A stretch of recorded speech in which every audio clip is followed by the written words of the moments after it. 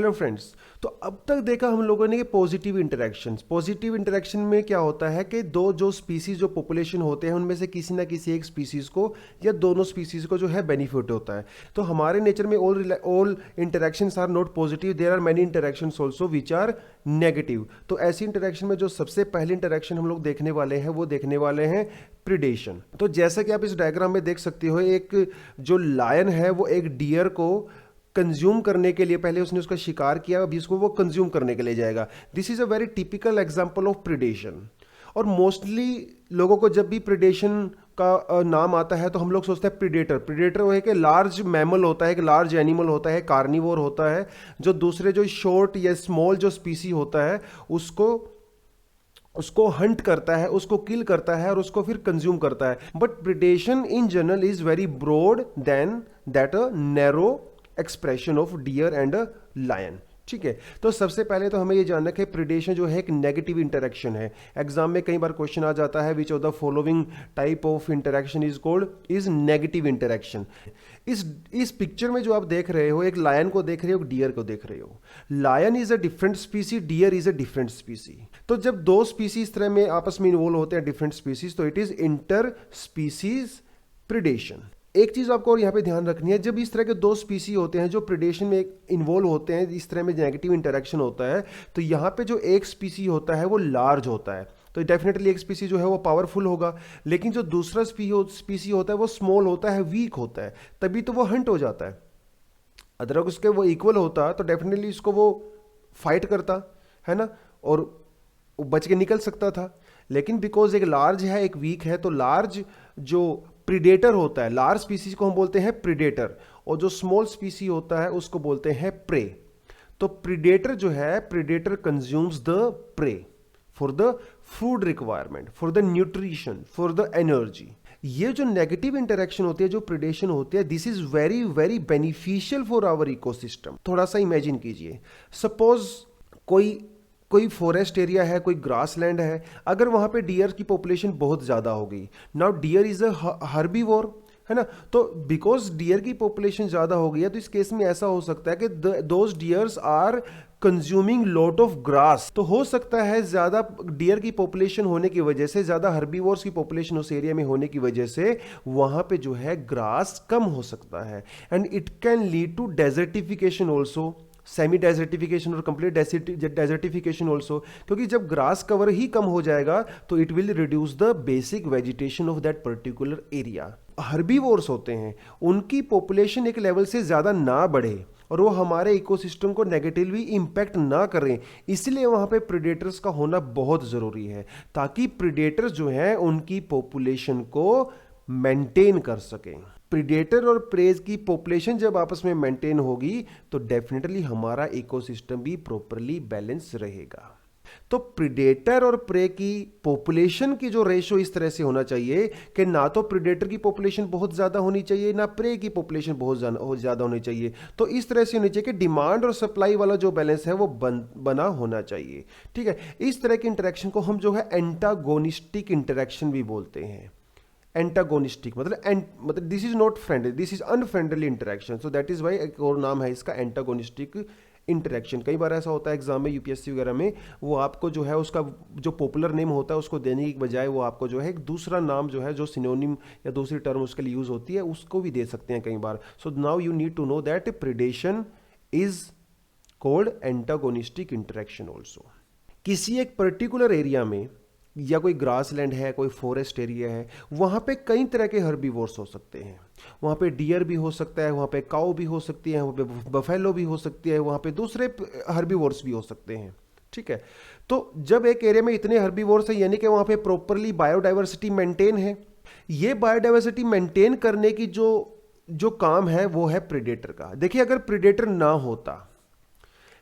ना होता तो शायद वहां पे जो है इतनी बायोडाइवर्सिटी नहीं मिलती। अब प्रीडेटर क्या करता है, जैसे डियर है वहां पे, या काऊ है वहां पे, बफेलो है, या जो भी दूसरे जो हर्बीवोर्स उस एरिया के अंदर रहते हैं, तो वो सबको हंट करता है। तो उसकी वजह से क्या होता है, जो जितने हर्बीवोर्स होते हैं उनकी सभी जितनी उनका वहां पे पॉपुलेशन होती है, तो उनकी एक प्रॉपर पॉपुलेशन मेंटेन हो सकती है। तो प्रीडेशन जो है वो इंश्योर करता है कि किसी पर्टिकुलर एरिया में जो है एक ही तरह का स्पीसीज सर्वाइव ना करे, क्योंकि वो दूसरे स्पीसीज को भी हंट करेगा, तो उसकी वजह से क्या होगा, वहां पे जो डाइवर्सिटी जो है वो मेंटेन हो सकती है।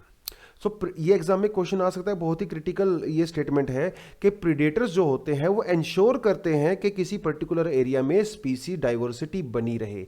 देखिए, जैसे जो डियर होगा, ठीक है, डियर होता है वो हमारा हर्बीवोर है, सपोज वहां पे काऊ है, सपोज वहां पे बफेलो है, सपोज वहां पे कोई दूसरे भी जो हर्बीवोर्स हैं। अब इन हर्बीवोर्स के बीच में आपस में कंपटीशन हो रहा है for the grass, for the green plants. Why? Because all of them are going to consume the green plants and the grass. So all these herbivores are in a kind of competition for the same common resource, which is our green plant or our grass. और competition is also a negative interaction. तो हो सकता है कि जो herbivores होते हैं जो आपस में कंपटीशन करते हैं, इनमें से हो सकता है कोई एक हर्बीवोर जो है वो स्ट्रॉन्ग हो, उसकी कंज्यूम करने की कैपेसिटी ज्यादा हो। अगर उसकी कंज्यूम करने की कैपेसिटी ज्यादा है तो हो सकता है वो वीक हर्बीवोर को जो है वहां से एक्सटिंक्ट भी कर सकता है। प्रीडेटर जो है वो जो स्ट्रॉन्ग वाला जो हमारा हर्बीवोर होता है उसको कंज्यूम कर सकता है, और ये इंश्योर करता है कि वहां पे हर्बीवोर्स की स्पीसीज डाइवर्सिटी बनी रहे। So this is a very very crucial aspect of the predation in which predators ensure the species biodiversity among the herbivores. जो प्रेडेटर्स होता है जो हंट करते हैं, जैसे पैंथर हो गया, लेपर्ड हो गया, लायन हो गया, टाइगर हो गया, ये सब के सब जो है वो प्रेडेटर्स हैं। अगर ये बहुत ज्यादा स्ट्रॉन्ग हो जाए, यानी कि पॉपुलेशन बहुत ज्यादा स्ट्रॉन्ग हो जाए, तो डेफिनेटली ऐसी बात है जो वहां पे हर्बीवोर्स है ज्यादा हर्बीवोर्स को कंज्यूम करेंगे। तो एक टाइम ऐसा आ सकता है कि हर्बीवोर की पॉपुलेशन बहुत कम हो सकती है और वो कंप्लीटली एक्सटिंक्ट भी हो सकते हैं। लेकिन इसका प्रेडेटर्स के ऊपर क्या इंपैक्ट पड़ेगा? Now because predators don't have any food source, because they have consumed all the herbivores of that area, so because they lack food now, so they will also go extinct. अब suppose करो एक herbivore है, herbivore किसी दूसरे organism को consume कर रहा है। किसको कंज्यूम कर रहा है? ग्रीन प्लांट्स को, ग्रास को। एक deer, now deer is consuming the green plants, तो नाउ अब ग्रास को क्या हो रहा है? ग्रास को नुकसान हो रहा है। तो एक जो डियर होता है, डियर ग्रास की रिलेशनशिप में किसके ऊपर नेगेटिव इंपैक्ट पड़ रहा है? ग्रास के ऊपर नेगेटिव इंपैक्ट पड़ रहा है। तो जब दो स्पीसीज में या दो ऑर्गेनिज्म में किसी एक स्पीसीज के ऊपर नेगेटिव इंपैक्ट पड़ता है तो that is also called predation. तो अगर ब्रॉड इकोलॉजिकल टर्म में देखूं मैं, तो ये जो हर्बीवोर्स और प्लांट्स के बीच में रिलेशनशिप होता है, that can also be said as an example of predation. Plants जो है, because plants are going to be consumed by the herbivores, तो over a period of time through the process of evolution, what did the plants do? They have evolved themselves in such a way so that they can protect themselves against the herbivores. देखिए, कुछ plants ऐसे होते हैं जिनमें से कुछ जो है टॉक्सिक केमिकल निकलता है, वो टॉक्सिक केमिकल को जो है सिक्रेट करते हैं ताकि उनको जो है हर्बीवोर्स कंज्यूम ना कर सकें। ठीक है, जैसे निकोटीन होता है, निकोटीन जो टोबैको में होता है nicotine.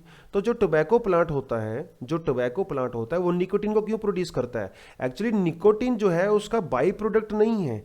Nicotine is that chemical which is produced by tobacco plant as a defence mechanism against the herbivores. जैसे कैफीन होता है, क्यूनाइन होता है, ओपियम होता है, ये कोई बाई प्रोडक्ट नहीं है, वो डिफेंस मैकेनिज्म के लिए जो है इन प्लांट्स ने जो है उसको अब वो प्रोड्यूस करते हैं ताकि हर्बीवोर उसको कंज्यूम ना कर सके। देखिए, एक ये जो आप यहां पे दिखाई दी, इसे बोलते हैं कैलोट्रोपिस, ये एक वीड है। अपने आसपास, अपने गांव में, अपने शहर में ऐसे किसी खाली जगह पे कोई खाली प्लॉट पड़ा रहता है, कोई जो बैरन लैंड होती है, वहां पे आपने इसको देखा होगा। और यहां पे इसमें आपने जो व्हाइट कलर के दिखाई दे रहे हैं, तो कैलोट्रोपिस जो होता है, कैलोट्रोपिस ये जो है टॉक्सिक जो है केमिकल सीक्रेट करता है। इसीलिए जो हमारे जो ग्रेजर्स होते हैं, जो हमारे हर्बीवोर्स होते हैं, जैसे गाय हो गई, भैंस वगैरह हो गई, वो इसको कभी भी कंज्यूम नहीं करते हैं। Why? Because as a defence mechanism Calotropis produce harmful chemical toxins. जैसे ये मोनार्क बटरफ्लाई है, मोनार्क बटरफ्लाई, ये बहुत ही ज़्यादा डिसटेस्टफुल जो है वो केमिकल सीक्रेट करती है। तो सपोज करो किसी पर्टिकुलर एरिया में इस तरह का प्रॉपर बैलेंस बना हुआ है डिमांड एंड सप्लाई का, ठीक है, वो प्रॉपर इकोलॉजिकल बैलेंस बना हुआ है। अभी आप क्या करते हो, आपने आउटसाइड से किसी दूसरे इकोसिस्टम से वहां कोई नया जो है स्पीसी आपने इंट्रोड्यूस कर दिया।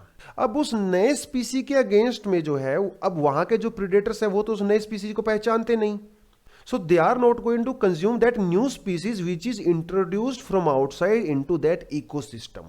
तो ये जो इनको बोलते हैं हम लोग इवेजिव स्पीसीज, इन्वेजिव स्पीसीज भी बोल सकते हो, इन्वेजिव स्पीसीज, क्योंकि ये स्पीसीज जो उन्होंने वहां पे इन्वेजन कर लिया है, जिसको हिंदी में लोग आक्रमण बोलते हैं, कि हमने इनको बाहर से इंट्रोड्यूस किया है। तो जो इन्वेजिव स्पीसीज होता है वो बहुत ही ज्यादा फास्ट स्पीड के साथ जो है नए इकोसिस्टम में जो है वो ग्रो करता है। देखिए 1920s में क्या हुआ, 1920s में ऑस्ट्रेलिया में जो है ये कैक्टस को जो है इंट्रोड्यूस किया गया था 1920s में।